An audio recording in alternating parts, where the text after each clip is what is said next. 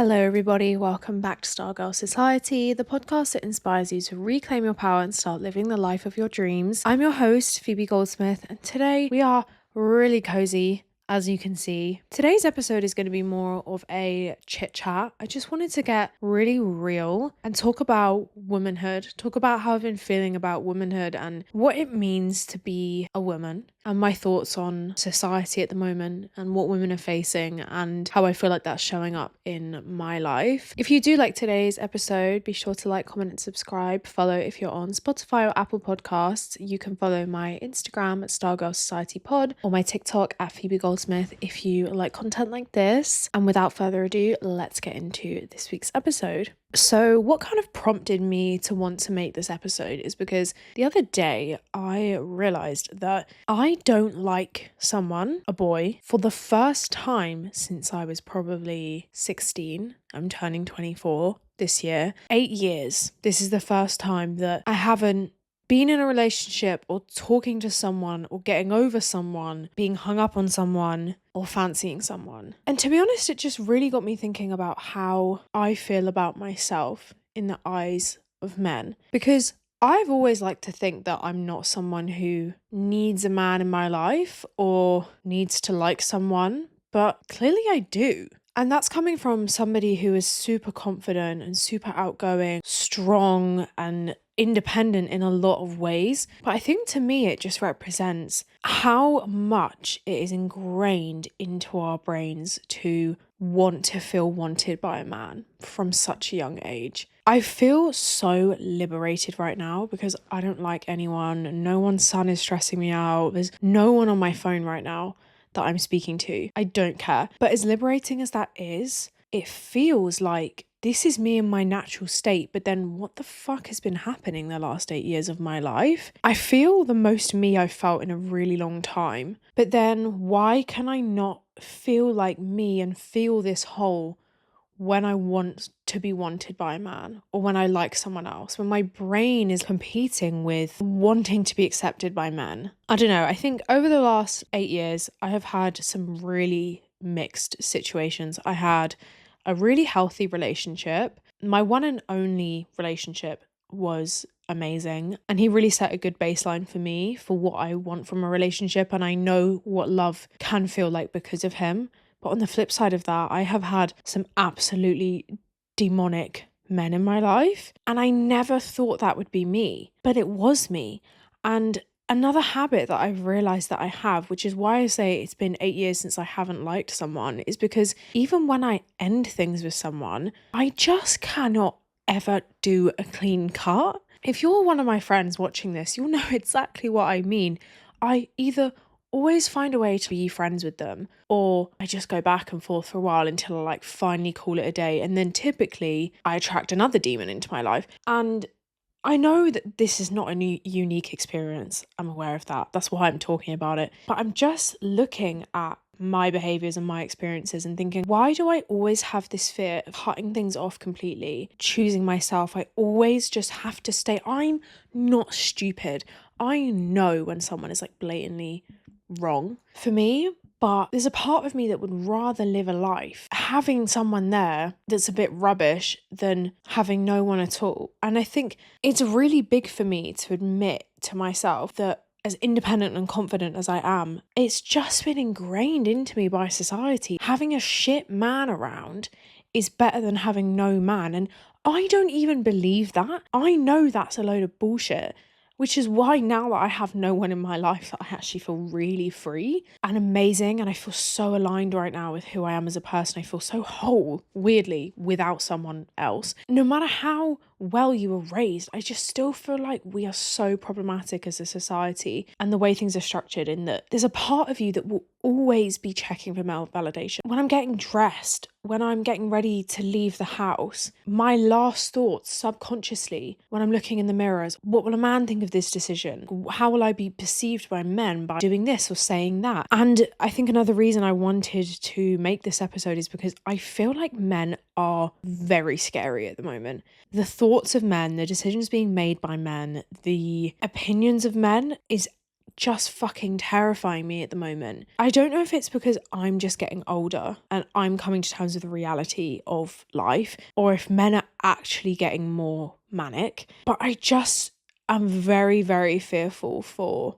women in society at the moment. You know, when you meet like a real life manosphere type of guy, I do think that there is a wave of men, and young men in particular at the moment, that are just uprising and are going so backwards, and it is so terrifying, and it enrages me because when I have these conversations with people, I cannot believe what you're amounting women to. I really would find this funny if this gets back to this person. Basically, I went on a uni night out and I just, as per, was just terrorizing men, getting into arguments with men. Really, that's just my thing. Someone's got to do it. Sorry, I'm doing an ADHD thing. I wish I could be the girl that is just like, you have different opinions from me, but now is not the time to address it. No, I'll address it. And I kind of feel like that is a red flag from me, to be honest. But also, some people need to be told. But I went on a uni night out and this guy was like, the girl I marry, her body count has to be like 1 or 2. I literally feel it physically in my chest right now, like physically sick at the thought of someone amounting the worth of a woman to her body count. Watch the Manosphere documentary, and a common denominator is these people don't have dads. It's just so funny that these absent men are causing their sons to then hate on women. How have we gone from internalizing a lack of father figure in your life to hating women? Like, is that what makes you feel good? Is that what makes you feel manly and masculine? What are we making up for here? Like, I could probably take a few guesses. I just find it so fucking crazy how men that are raised a lot of the time by single mothers end up having this Andrew Tate ideology shite. I don't know. I just feel like we are going backwards. And I think with that, I'm getting strong-minded woman fatigue at the moment. It feels like it would genuinely be easier to just laugh and giggle off these sexist comments from men, these misogynistic ideologies, to be able to just move on, to be able to just like pretend it's not there. And as I said, I am unfortunately the type of person who will not let things slide, and I am so fatigued by it. It's such a first world problem to have. I'm so grateful that I'm in the position that I'm on this side of things, but at this present moment in time, it feels like this is an uphill battle that is not going to be won anytime soon. I was raised to question things. I was raised to question men, and I'm tired of it. I'm really, really tired of it. They're getting more mind-numbingly stupid as time goes on. And I actually think that correcting people and challenging people, it matters.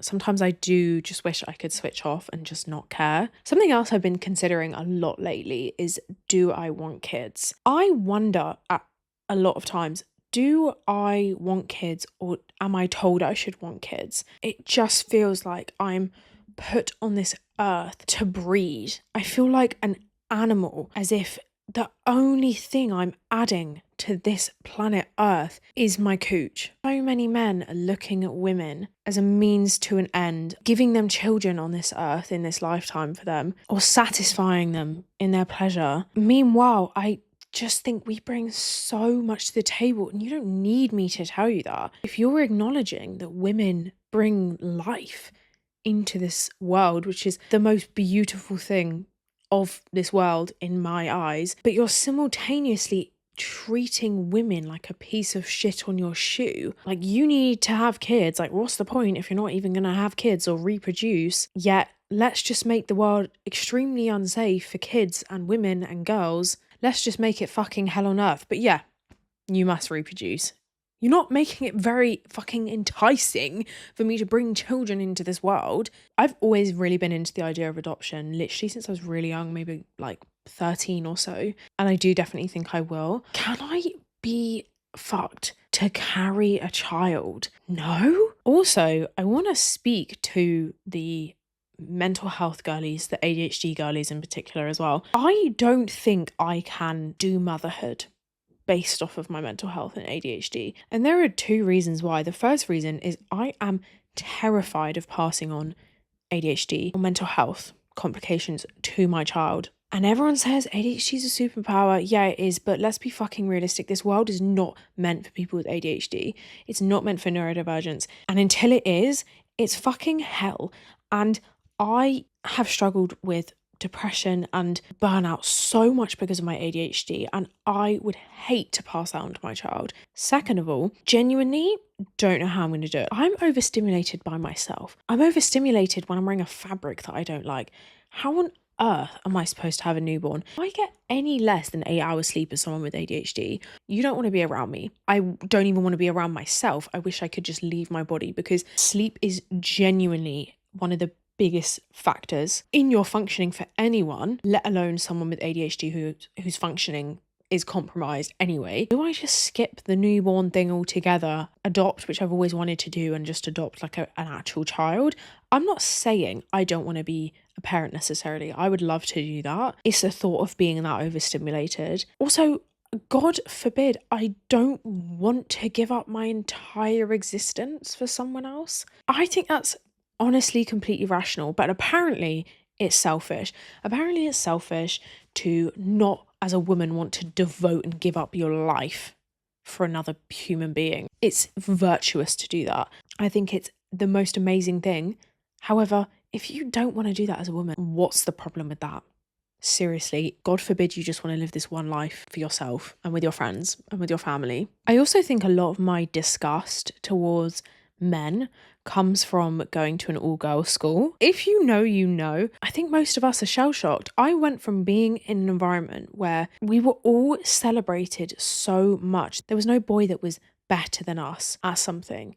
Whether it was sports or whether it was science, or you're a mathsy girl, computer science, women in STEM, we had that. We were all celebrated, and the concept of a boy or a man being better, or there being an inequality, was just not on my mind. The concept of that was just beyond me. And I see why some people don't like singular gendered schools for that reason, because it's unrealistic.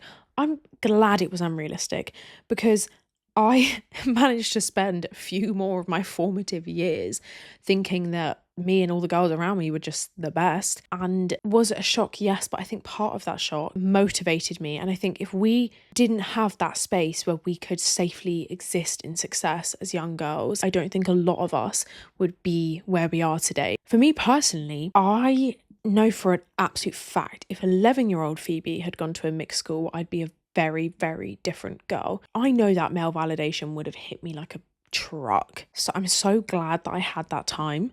Something else that I recently made a TikTok/reel about was PMDD symptoms. So I came off the pill in January-ish, and I'd been on it for like 3 years, and I had this problem before I went on the pill, but I have really severe PMDD symptoms. So week, or like sometimes week to 10 days leading up to my period, and then my period is itself sometimes as well. I'm detached, I'm depressed, I literally am at like rock bottom, and it comes out of nowhere. And I'm going to be going back on the pill, and I made a video about it, and a lot of girls in the comments were saying a lot of the health fears that women have of the pill is fear-mongering. Yes, there are complications, but there are complications that can occur with almost every single medication, and a lot of it doesn't actually stand up. This perception that the pill is unhealthy or not good for you. So that's been something that's been on my mind lately, is hormonal health of women. A, just not being taken seriously.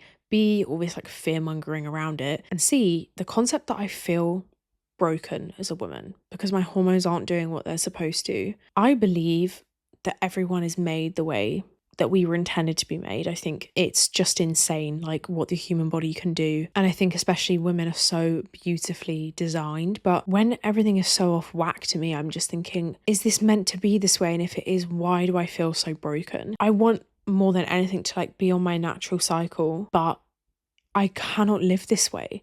But then you feel bad because it's like, well, if other women have got through this without taking hormones or without having intervention, then why can't I? By the end of the day, if I am hormonally dysregulated, then I might need some intervention. In the same way with any illness or disease in the body, you wouldn't tell those people to just not take medication. And I think if it's available to me, why wouldn't I take it? I just wish men could spend a day in our shoes sometimes. So many of us, I think, just hold the weight of womanhood on us.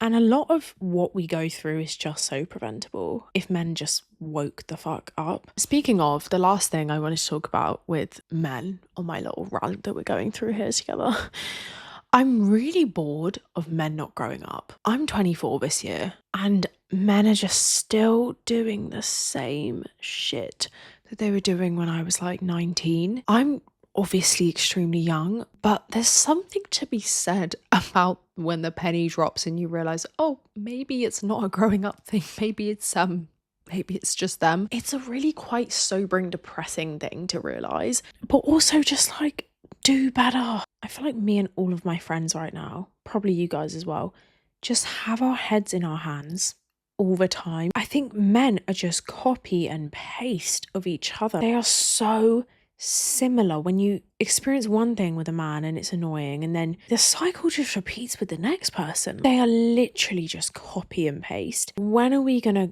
grow out of this? When are we gonna stop saying we don't want a relationship when we're in our mid-20s? The excuses that my friends and I have been given for not wanting a relationship, I wish I could disclose. It's insane. And then on the flip side of that, you've got guys, I'm like ready for the one, I'm ready for marriage, yet literally have the emotional capacity of a 15-year-old. What? When did men start thinking that getting married was better than healing? Why did they face the problem? They hit this time where they face their issues at long last. And instead of going, I actually think I've got a long journey of healing ahead of me, they go, maybe I should get married. Maybe I should move to the next level with someone. Like, what are you doing?